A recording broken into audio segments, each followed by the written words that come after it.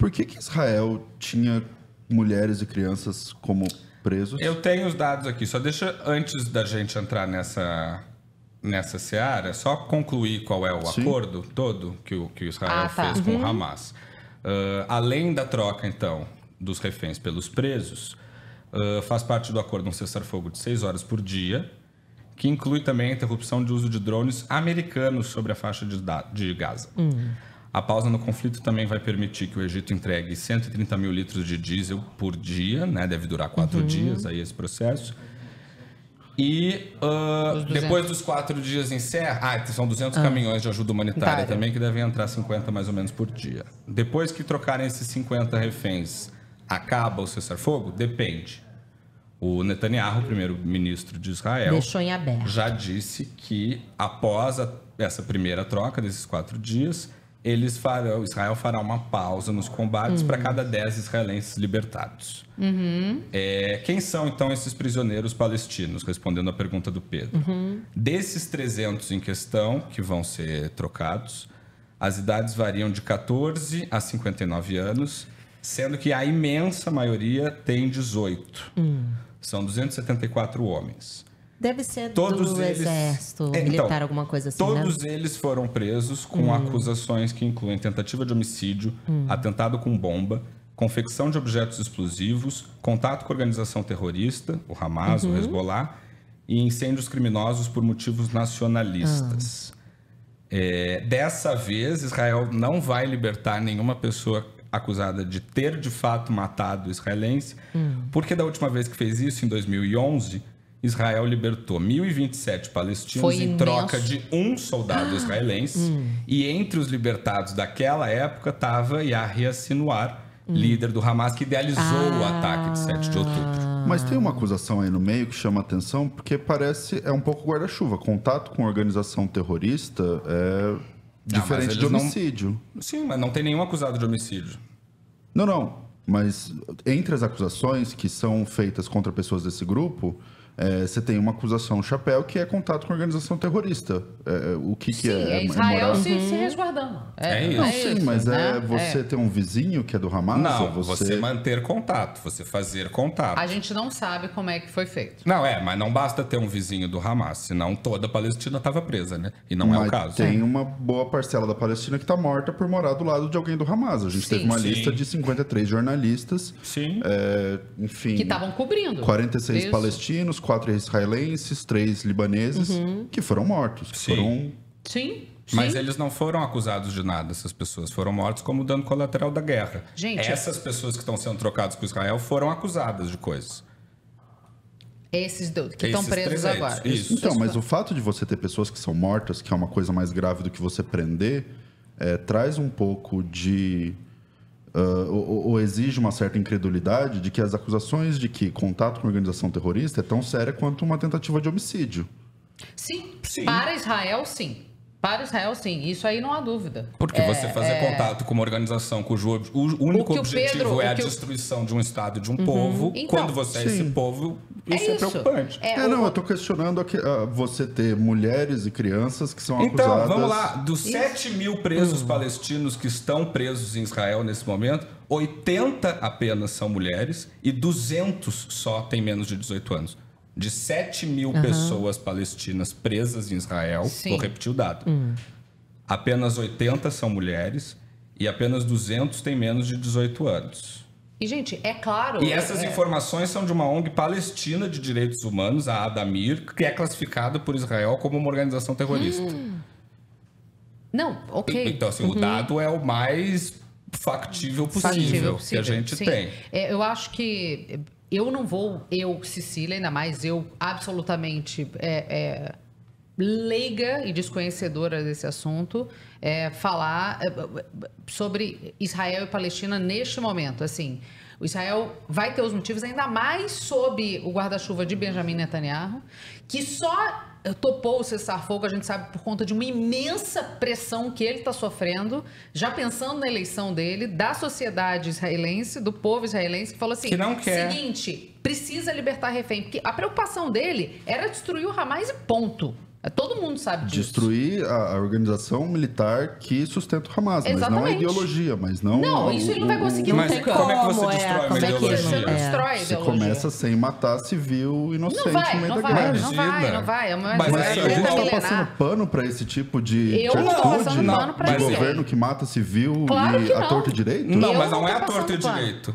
Não é a torto e direito. É com bomba, você não tem o menor controle disso. Sim, mas preferível os caras constroem túneis militares, eles guardam bomba embaixo de hospital, eles guardam gente embaixo de escola. E você tem recursos, inclusive do direito, para isso. Justamente. Do direito, Pedro. Do direito. Mas você vai usar o direito internacional para dialogar com uma organização terrorista cujo único objetivo... Civil. Não tem como, é efeito colateral da guerra. Toda guerra acontece efeito colateral. Sabe por que Rússia não é usando efeito o direito colateral? internacional na hora de atacar a Ucrânia? Não é tá efeito morrendo colateral, civil na Ucrânia porque também? a gente está vendo os reféns com vida. A desculpa de que Israel mata escudo humano... Só que 1.200 morreram antes. A desculpa e eles de que Israel perderam 10 crianças. Mata, o Hamas perdeu 10 crianças, não sabe onde enfiou os reféns. De que mata escudo humano não se sustenta, porque quando a origem dessas pessoas é judaica, é de Israel, essas pessoas saem com vida. Não, mas não tem nenhum judeu na Palestina, tirando os 234 reféns que estão escondidos para não serem mortos. Exatamente, mas os reféns estão saindo com vida, coisa que não foi garantida aos Mas civis. Você acha que Israel sabe onde estão os reféns e está acertando tem prisioneiro só... Peraí, vivo. não, você sabe...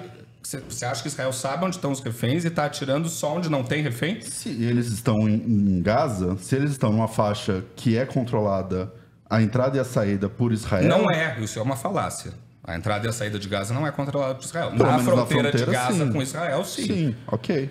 Mas onde assim, antes eu da acho guerra, que 100 mil palestinos cruzavam a fronteira todas as semanas. Olha só, que existe um excesso de ataque. Isso é inegável. Israel cometeu crimes de guerra. Israel cometeu crimes de guerra.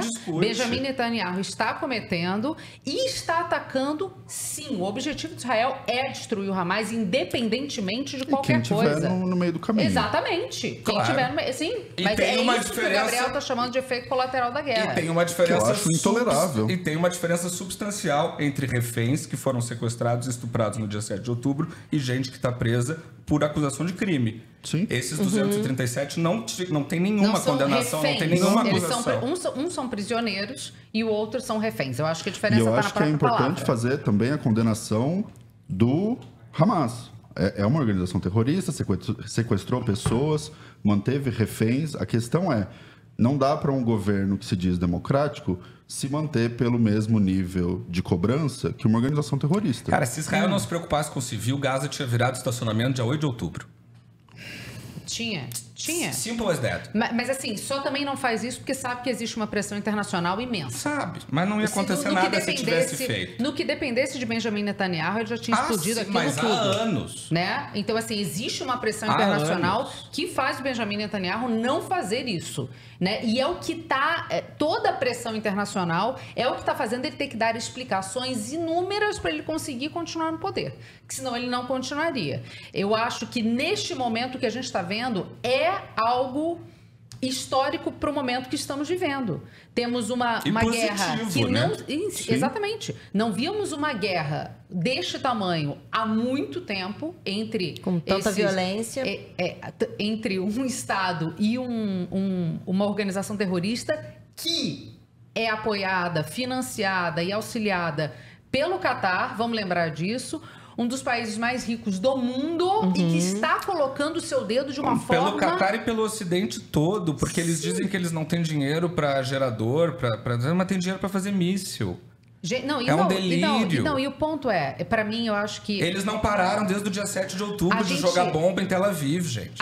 A gente sinalizar... A vantagem é que Israel tem Iron Dome, tem o domo de ferro, que impede que a bomba chegue no chão. Sim, eles explodem ali antes, que é o que todo mundo vê, né? Parece fogo de artifício.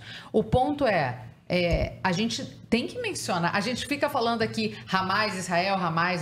Israel é poderosíssimo, Sim. Vai mandar, a gente sabe que tem poder de grana, tem poder político, tem poder de influência, sim. O Hamas é uma organização terrorista, sim. Agora, o Catar, o país desse tamanho. Mas é que tem um bolso desse. Opa! Você dá um tiro no chão, tem petróleo. Aqui, exatamente. Você dá um tiro no chão, jorra petróleo. Os caras estão botando o dedo na diplomacia mundial nesse momento, gente. Se a gente não reparar o quanto que isso é gigantesco, um país onde mulheres, por exemplo, não têm o direito de se manifestar. Um país não, né, Cecília? Uma região. O Catar especificamente, sim. Mas Israel é o único país do Oriente Médio onde os direitos ocidentais são preservados, né?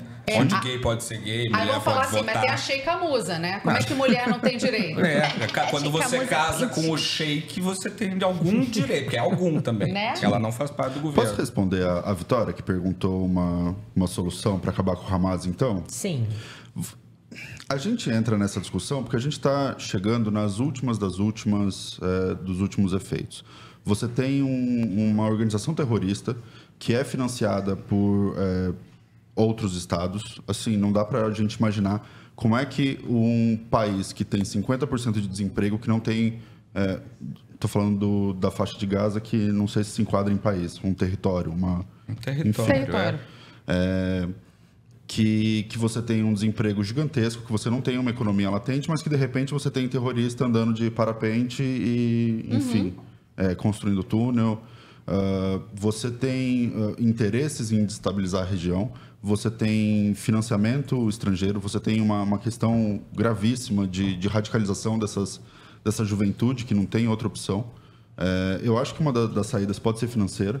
Pode ser por órgãos de controle financeiro para você conseguir... Eu acho muito difícil. Mas eles seguem matando. Você corta o financiamento como, primeiro? Mas né? Não tem como. Não tem como. A guerra é uma tragédia. Tem que ter, porque é mais fácil você fazer isso do que você me dizer que você vai matar todo mundo que é do Hamas. Eu não acho que é mais fácil. Não, e se fosse mais fácil, tinham feito antes de começar a guerra. Eu acho.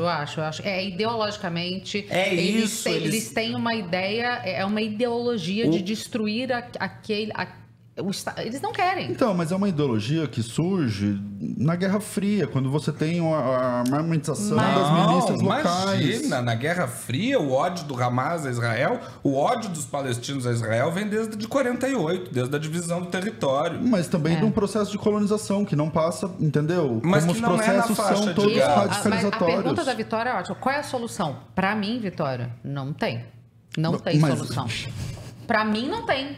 Você acha que tem? Tem que ter. Não dá pra gente simplesmente falar se matem. Não. Que teria que ter, eu não duvido, mas princípio eu não consigo ver. Mas a solução, se for sentar pra conversar, não precisava ter guerra desde outubro. Entende? Se você não botar meia dúzia de diplomata conversando... Não havia guerra antes deles cruzarem a fronteira, matarem, estuprarem e botarem bebês no forno no dia 7 de outubro. Não, eles guerra não fizeram isso. Tinham ataques. Não. O que acontecia com frequência era bomba vindo da faixa de Gaza em direção a Tel Aviv e o Iron Dome, que é uma construção abençoada, derrubando todas essas bombas. Então, é isso. Mas aí, olha quantas falhas houve, falha da inteligência, falha diplomática, falha de tudo. Falha de caráter. E falha de caráter, dos dois lados, né? Óbvio. Eu queria muito que houvesse uma solução, mas eu não vejo como. E rápida, né? Não, atenção, eu acho que o resumo disso está aqui na fala do Márcio. O ruim disso tudo é a gente constatar quão irrelevante é a ONU. Tanto nesse conflito quanto na guerra. Se houvesse uma possibilidade de solucionar alguma coisa, talvez a ONU fosse a mediadora. Mas quem está mediando tudo é Estados Unidos e Catar. Ainda bem. Se a gente ficar na mão daqueles bunda mole da ONU, nada acontece feijoada. Nada acontece feijoada, infelizmente. Agora, eu acho só importante voltar a ressaltar a diferença entre as pessoas que estão sendo trocadas.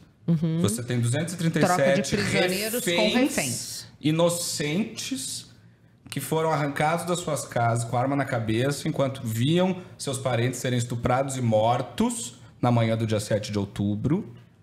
E Israel está libertando presos palestinos que têm acusações contra si que envolvem associação a movimento terrorista, explosão de edifícios, incêndios criminosos com motivos nacionalistas. Ou algum tipo de relação investigada pelo Estado de Israel com a organização. Estamos entrando no mérito se a investigação de Israel sobre a proximidade dessas pessoas com entidades terroristas é válida? Não, mas só que o Gabriel está dizendo é: Israel prende.